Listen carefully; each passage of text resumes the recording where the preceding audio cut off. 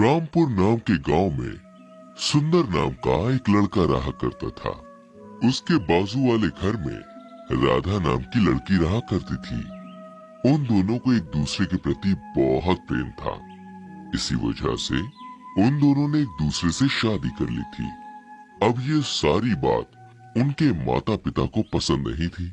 उनके माता पिता को जब ये बात पता चली कि सुंदर और राधा ने शादी कर ली है, तो वो उनके खिलाफ हो गए थे। उन्हें सब लोगों ने मिलकर गांव से बाहर निकाल दिया था। अब सुंदर और राधा गांव के बाहर एक जंगल में रहने लगे। वहाँ कोई भी आता जाता नहीं था। वहाँ उनकी जान को कोई खतरा नहीं था। अब वो दोनों जंगल में बहुत अच्छी तरह से रहने लगे थे। मगर कुछ दिनों के बाद सुंदर को पता चलता है राधा प्रेग्नेंट है। उसकी खुशी का कोई ठिकाना ही नहीं रहता। वो राधा से बोलता है, राधा, आज मैं बहुत खुश हूँ। मेरी खुशी का ठिकाना नहीं है। तुम सोच भी नहीं सकती मैं आज कितना खुश हूँ। अजी आज मैं बहुत खुश हूँ। आज मुझे मांस खाने की इच्छा हो रही है। क्या आप मेरे खाने के लिए मांस लेकर आएंगे? वो भी खरगोश का। मुझे बहुत खाने का मन हो रहा है। हाँ, मैं लेकर आऊंगा तुम्हारे लिए खरगोश का मांस। मगर तुम यहाँ से कहीं जाना नहीं, ठीक है? हाँ जी, मैं यहाँ से कहीं नहीं जाऊंगी। आप निश्चिंत रहिए। चलो, मैं चलता हूँ। ऐसा कहकर सुंदर वहाँ से चला जाता है और एक खरगोश को पकड़कर वहाँ लेकर आता है। खरगोश बड़ा ही उछल रहा था, मगर उसे एक रस्सी से बांधकर वो उसे पकाता है और पकाने के बाद दोनों वो खरगोश बड़ी अच्छी तरह से खाते हैं। राधा आज बहुत खुश थी। उसने उसके मन के हिसाब से आज खाना खाया था। ऐसे ही बहुत दिन बीत जाते हैं। राधा को अब 3 महीने पूरे हो रहे थे। राधा बड़ी खुश और तंदुरुस्त रहा करती थी। अब बहुत दिन बीत जाने के बाद भी राधा का खरगोश खाने का मन कम नहीं हो रहा था। उसके खरगोश खाने की चाह जैसे बढ़ रही थी। अब वो एक दिन छोड़कर खरगोश खाने की मांग करने लगी थी और सुंदर भी उसे एक खरगोश पकड़कर लाकर खिलाता था। मगर इसकी वजह से जंगल में खरगोश की संख्याएं अब कम हो रही थी। इस वजह से खरगोश जंगल के सिद्ध बाबा के पास चला जाता है। हे बाबा, हमें बचा लीजिए। हमें इस जंगल में कोई व्यक्ति आकर पकड़कर खा लेता है और हम कुछ भी नहीं कर सकते। कौन है वो जो जंगल के प्राणियों को मारकर खाने का दुस्साहस कर रहा है? एक आदमी है जो हर दिन आकर हमारा शिकार कर रहा है और हमारे साथियों को काट कर खा रहा है। चलो मुझे बताओ, वो कहाँ रहता है? अब बाबा बहुत क्रोधित होकर वहाँ से निकल जाते हैं और निकलकर सीधा सुंदर की कुटिया के पास पहुँच जाते हैं और वो देखते हैं कि खरगोश को सुंदर पका रहा है और उसको खाने की तैयारी कर रहा है। वहाँ खरगोश पकता देख वो बहुत क्रोधित हो जाते हैं और सुंदर से कहते हैं, ये क्या कर रहे हो? इन मासूम प्राणियों को मारकर क्यों खा रहे हो? नहीं साधु महाराज, आप मेरी बात तो सुनिए। आप क्या बोलना चाहते हो? मेरे सामने खरगोश पका रहे हो और कहते हो कि मेरी बात सुनो। ये बोलकर बाबा बड़े क्रोधित हो जाते हैं और अपने क्रोध में वो सुंदर और राधा को श्राप दे देते हैं। दोनों पति पत्नी एक गधा और एक गधी बन जाते हैं। राधा और सुंदर जोर जोर से रोने लगते हैं। ये सब देख वो दोनों बहुत दुखी हो जाते हैं और बाबा से कहने लगते हैं, बाबा, आपने हमें श्राप दे दिया, मगर मेरी पत्नी प्रेग्नेंट है। इसी वजह से उसे खरगोश खाने का मन हो रहा था और इसी वजह से मैंने उसे खरगोश लाकर खिलाना शुरू किया। बाबा, आपने हमें जाने समझे बिना श्राप दे दिया और अब हम इस श्राप की वजह से कैसे उभरे? आप ही बताइए। अब ये बातें सुनकर सिद्ध बाबा को बड़ा दुख हुआ कि उनके हाथों से बिना जाने समझे एक बड़ा पाप हो गया। वो उन दोनों से कहते हैं, मैंने तुम्हारी बात ना सुनकर तुम्हें तुम्हारी गलती की सजा दे दी, मगर अब मैं कुछ नहीं कर सकता। अब मैं अपना श्राप वापस नहीं ले सकता। बाबा, अब हम क्या करें? आप ही हमें इसका उपाय बताइए बाबा। हम पर कृपा कीजिए बाबा। अब बाबा उन्हें एक उपाय बताते हैं और कहते हैं, अरे बेटा, तुम्हें तुम्हारे बुरे कर्मों की सजा मिली है।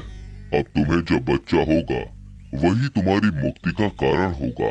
तब तक तुम दोनों को गधे का जीवन व्यतीत करना होगा। अब ये सब सुनकर राधा और सुंदर बहुत खुश हो जाते हैं और बाबा को प्रणाम करके वो दोनों वहां से निकल जाते हैं। अब चलते चलते रास्ते में उन्हें एक जंगल दिखाई देता है। वो सोचते हैं कि राधा, अब हमें इस जंगल में ही अपना सारा जीवन व्यतीत करना है। क्या तुम इस विचार से सहमत हो? हाँ पतिदेव, मैं तुम्हारे विचार से सहमत हूँ। अब वो अपना जीवन जंगल में व्यतीत करने लगते हैं, मगर वहाँ भी उनकी कठिनाइयाँ कम नहीं होती। उनके हिस्से में और कुछ भी लिखा था।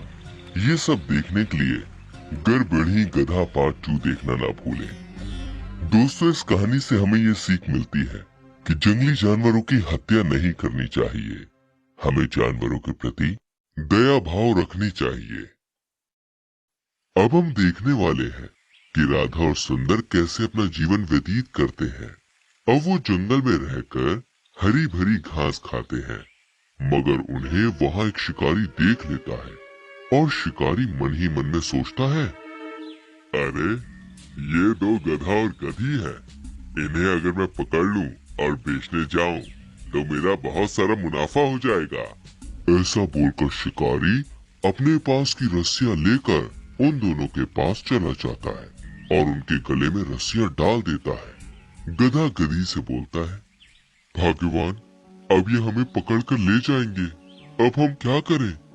मुझे कुछ भी समझ में नहीं आ रहा। ये अब हमें छोड़ने वाला नहीं। चलो, ये तो हमारे कर्म है। हाँ भाग्यवान, ऐसे ही कुछ प्रतीत हो रहा है। चलो, अब ज्यादा कुछ किया तो हमें मारकर ये जख्मी कर देगा। हाँ चलिए। अब वो दोनों उस शिकारी के साथ निकल जाते हैं और वो शिकारी उन दोनों को बाजार में जाकर बेचने लगता है। आओ आओ, गधा और गधी के जोड़े के दाम सिर्फ 5,000 रुपए है। आओ आओ, लेकर जाओ, ये सौदा फायदे का है। ऐसा सुनकर 2-3 लोग वहाँ आ जाते हैं। अरे भाई, ये गधी तो गड़बड़ी है, इसके पेट में बच्चा है, इसका अभी कुछ काम नहीं है और हम इससे कुछ काम करवा भी नहीं सकते हैं। अरे अरे भाई, कुछ दिनों बाद तो ये गधी भी काम में आएगी ना, आप इसकी चिंता मत करो, ये दोनों बहुत काम करेंगे। आप चाहो तो आजमा कर देख सकते हो।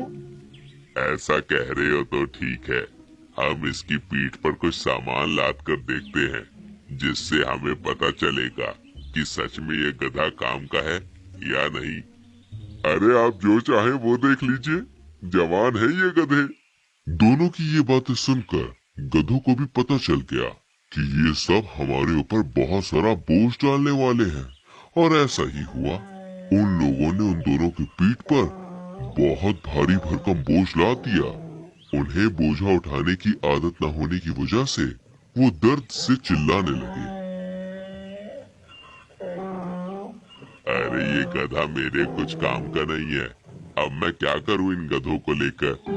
अरे नहीं नहीं भाई साहब, ये आपके लिए सिर्फ 5,000 रुपए के हैं, आप सिर्फ 5,000 रुपए दे दीजिए। मुझे कुछ भी नहीं चाहिए, तुम्हारे ये गधे तुम्हारे पास रखो। अब एक दूसरा आदमी, एक कुम्हार था, वो ये सब देखकर वहाँ आया। भाई साहब, कितने में दिए ये गधे? मैं मिट्टी लेकर जाने के लिए और घड़े बेचने के लिए इन्हें खरीदना चाहता हूँ।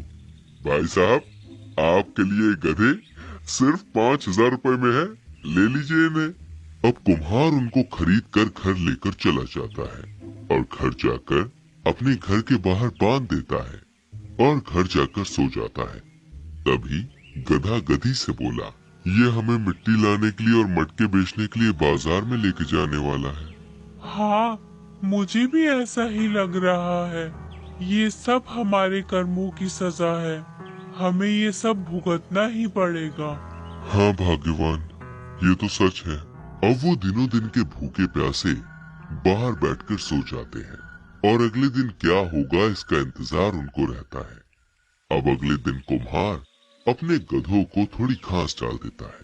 वो दिन भर भूखे होने की वजह से खाने पर टूट पड़ते हैं और खाना खाने के बाद कुम्हार उन्हें नदी पर लेकर चला जाता है। गधे पानी पीकर बहुत खुश हो जाते हैं और अब खाना खाने की वजह से उनके शरीर में उन्हें स्फूर्ति सी लग रही थी और इसी वजह से अब कुम्हार उनके पीठ पर मिट्टी की बोरी लाद कर घर के लिए निकलता है। वो अब गधे के ऊपर ज्यादा वजन की बोरी रखता है और गधी के ऊपर कम वजन की बोरी रखता है। इसी वजह से वो आराम आराम से अपना जीवन व्यतीत कर रहे थे। अब गधी के दिन भर रहे थे और गधी भी अब ज्यादा बोझा नहीं उठा पा रही थी। ये सब देखकर कुम्हार उसको कम काम करने को देता था। वैसे कुम्हार मन का एक सच्चा इंसान था। वो उन दोनों की अच्छे से देखभाल किया करता था और अब कुछ दिनों के बाद गधी से उसने काम करवाना बंद कर दिया। ये सब देखकर एक दिन गधी अपने पति से बोली, अजी ये कुमार मन का बहुत अच्छा इंसान है, मुझे कितने अच्छे से रख रहा है। हाँ भाग्यवान, तुम सच कह रही हो। ये इंसान भला है। जब हम इस श्राप से मुक्त हो जाएंगे तो हम इस कुम्हार का बड़े मन से आभार व्यक्त करेंगे। हाँ, ये तो हम जरूर करेंगे। अब ये सब बातें करके गधा और गधी आराम से सो जाते हैं और अगले दिन अपने काम में दोनों व्यस्त हो जाते हैं और काम करते करते गधी के 9 महीने पूरे हो गए थे और अब गधी के बच्चे का जन्म हुआ था। उसने एक सुंदर से बच्चे को जन्म दिया और अब वो दोनों मनुष्य की आवाज में बोल सकते थे। ये सब देखकर कुम्हार हैरान रह जाता है और खुद से ही बोलता है, गधी को कैसे मनुष्य का बच्चा हुआ? ये ऐसे कैसे हुआ? मुझे तो कुछ भी समझ में नहीं आ रहा। मालिक, ये हमारा बच्चा है, हम दोनों का। क्या तुम दोनों बोल सकते हो? हाँ मालिक, मैं बोल सकता हूँ। हम दोनों इंसान ही हैं, मगर हम श्रापवश एक गधा और गधी में परिवर्तित हो गए। वो हमारे कर्मों की सजा है। हाँ मालिक, अब हम बोल सकते हैं। आप हम पे एक कृपा करेंगे? क्या करना चाहते हो? मालिक, हमारा बच्चा जब तक बड़ा नहीं हो जाता तब तक इसकी देखभाल आप करेंगे। ऐसा वचन आप हमें दे दीजिए। ये सब आप क्या बोल रहे हो? अगर ये सच है तो मैं इसका अपने बच्चे जैसा ही ख्याल रखूंगा। आप निश्चिंत हो जाइए, मैं अपने बच्चे की तरह ही इसकी देखभाल करूंगा। मालिक, आपका दिल बहुत ही बड़ा है। आप जैसा आदमी लाखों में एक होता है। आपका बहुत बहुत धन्यवाद मालिक। ऐसा बोलकर गधी रोने लगी और मन ही मन में कुम्हार का धन्यवाद दे रही थी। अब कुछ दिन बीत जाते हैं और कुछ दिनों के बाद गधी और गधा अपने बेटे को देखकर बहुत खुश हो रहे थे। कुम्हार की कोई औलाद न होने के कारण वो उस बच्चे की बहुत मन लगाकर देखभाल करता है। अब ऐसे ही कुछ साल बीत जाते हैं और गधी का बच्चा बड़ा हो जाता है। अब वो गधी के कहे मुताबिक उस सिद्ध बाबा के पास चला जाता है और वहाँ जाकर वो सिद्ध बाबा से मिलता है। प्रणाम बाबा। आओ वत्स, बैठो। तुम्हारे माता पिता के बारे में मैं आज तुम्हें सब कुछ बताने वाला हूँ।